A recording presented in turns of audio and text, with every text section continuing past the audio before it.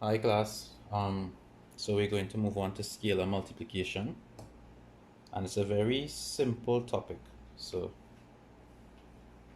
let's go. So this occurs when a quantity is multiplied by each element.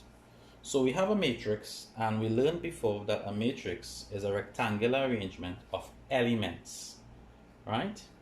So these elements, which we learned were arranged in rows and columns, is inside of the brackets. So now we're telling you that there is something called scalar multiplication, whereby we multiply each element by this quantity or scalar quantity. Now this quantity could take three forms. It could be a number.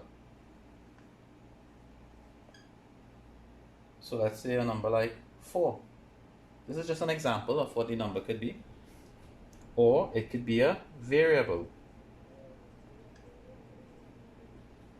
So let's say a variable like a. Or it can take the form of a term. And an example of a term is 3b. So we're seeing this. Now remember that each of these things, or each of these, the number, the variable, or the term could either be positive or negative, it doesn't matter. But we have to understand that it is very similar to the distributive law, whereby what was before, or sometimes even after the brackets, once it stands just before or just after with no sign in between, is multiplied by everything inside. So let's try 3 examples. So example 1, given the matrix A is ABCD, find KA, and I put the scalar quantity in green. So this is A. So KA would become K multiplied by each of the elements, which now becomes K multiplied by A is KA, K multiplied by B is KB, K multiplied by C is KC, and K multiplied by D is KD.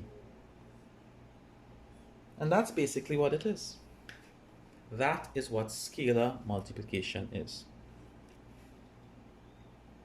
where each element was multiplied by the scalar quantity. So let's try example 2 and 3. Given P is the matrix 10, 5, 3, 6, find negative 2P. And again, the scalar quantity was written in green.